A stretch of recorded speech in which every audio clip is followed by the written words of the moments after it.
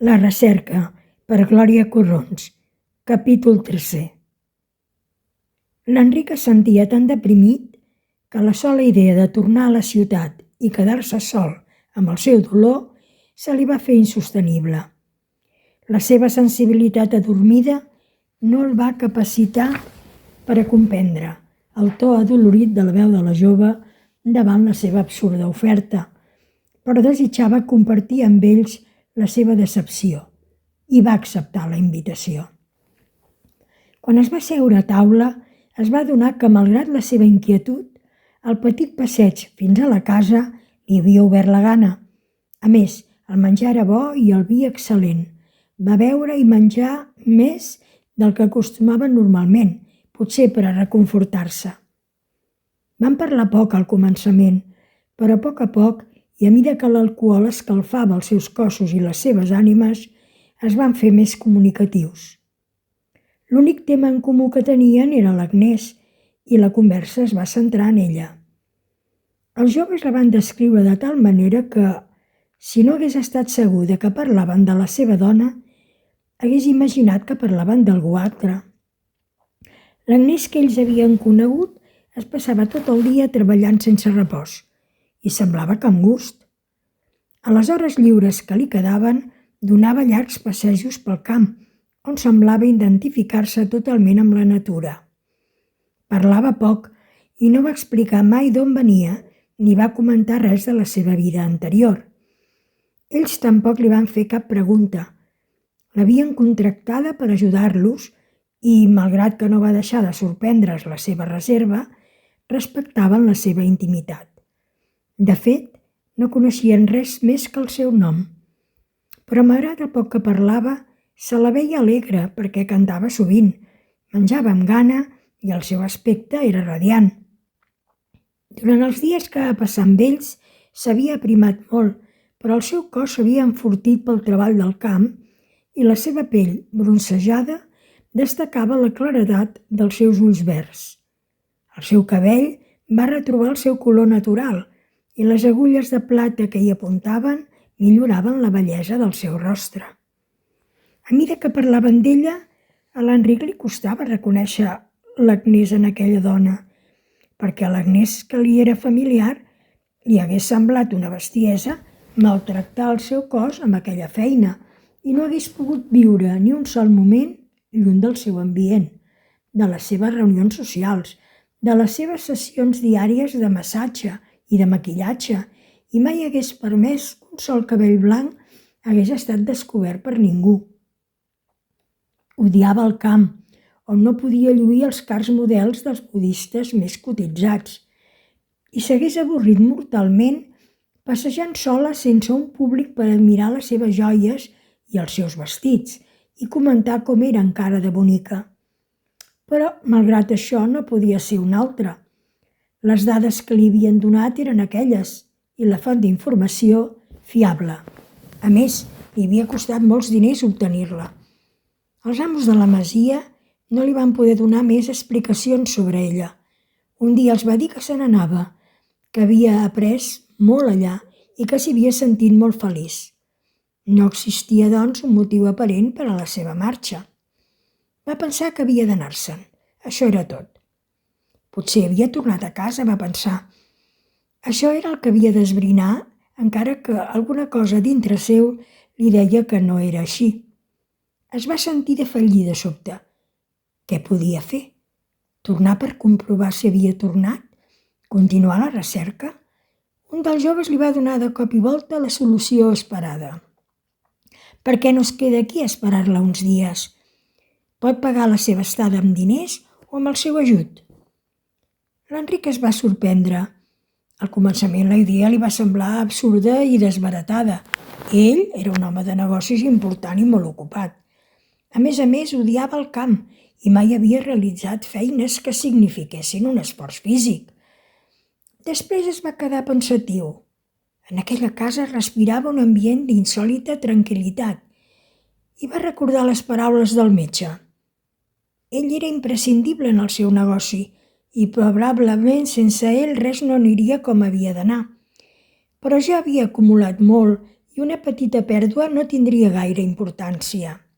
A més, solament estaria uns dies i, naturalment, pagaria la seva estada amb diners, perquè a ell no el seduïa tenir cura de les vaques i gallines, com a la boja de la seva dona. D'altra banda, no desitjava tornar sola a la ciutat. Segur que ella tornaria aviat i podrien tornar junts. Acostumat a prendre decisions ràpides, no li va costar gaire decidir-se. Després d'haver analitzat els avantatges i els inconvenients, va decidir que es quedaria un parell de dies donat que el metge havia insistit tant.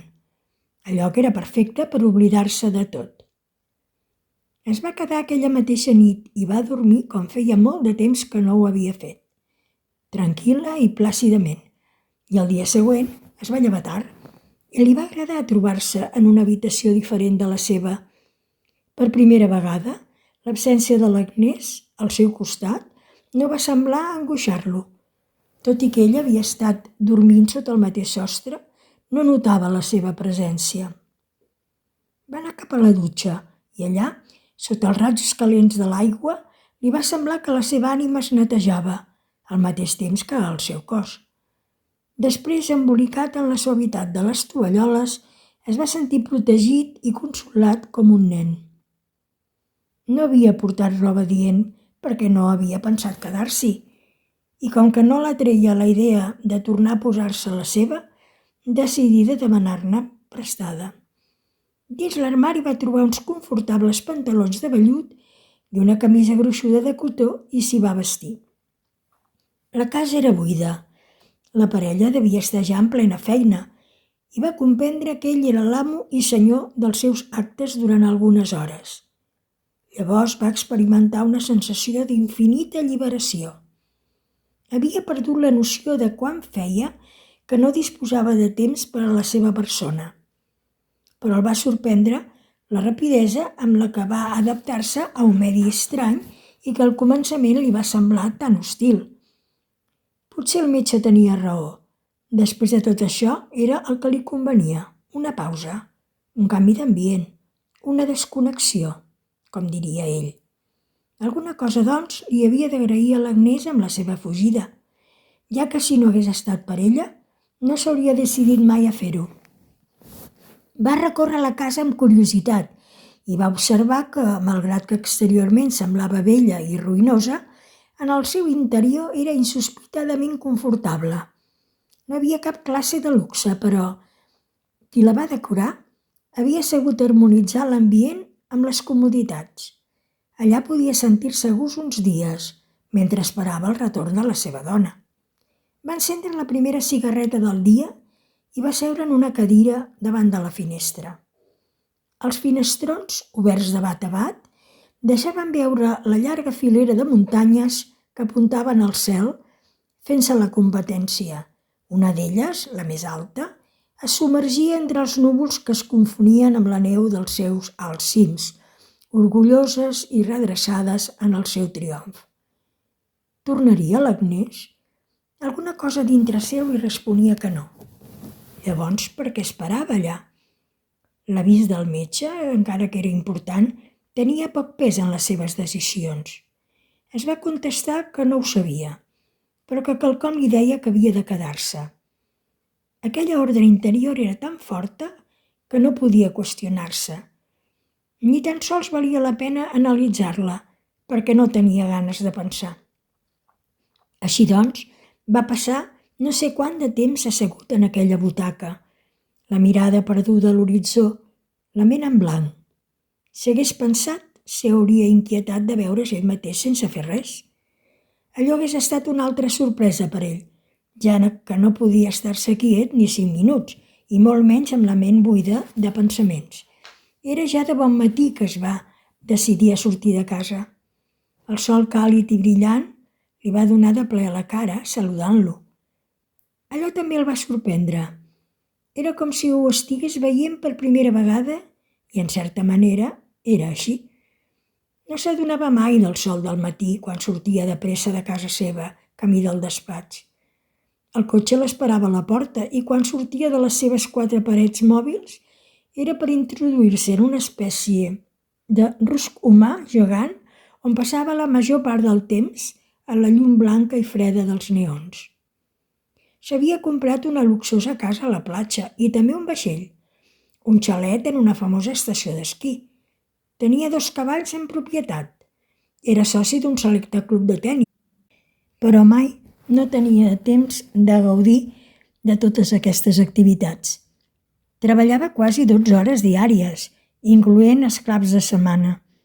Fins i tot els seus àpats estaven dedicats a resoldre afers de negoci. Dormia poc i malament, perquè no descansava mai del tot, amb les preocupacions que li portaven les seves nombroses empreses.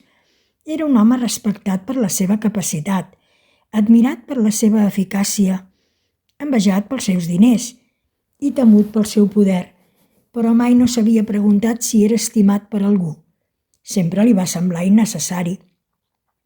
Milers de persones vivien gràcies al seu imperi. Era lògic que devien estar-li agraïts. D'altra banda, l'Agnès havia d'estimar-lo. Ell li havia donat el que qualsevol dona pot desitjar en aquest món. Vestits, pells, joies, una vida fàcil, tot el que es pot comprar amb diners. I com podia ella no estimar-lo després d'això? Malgrat tot, ella se n'havia anat i davant d'aquella llum que il·luminava la muntanya li va semblar que no comprenia res, ni el perquè de la seva incansable activitat, ni el perquè de la fugida de l'Agnès, ni el perquè es feia tantes preguntes. La bellesa del paisatge va actuar com un sedant. D'acord, es va dir, no comprenc res. Res no sembla tenir un significat. Però què importa això ara? És tan bonic, i va començar a caminar.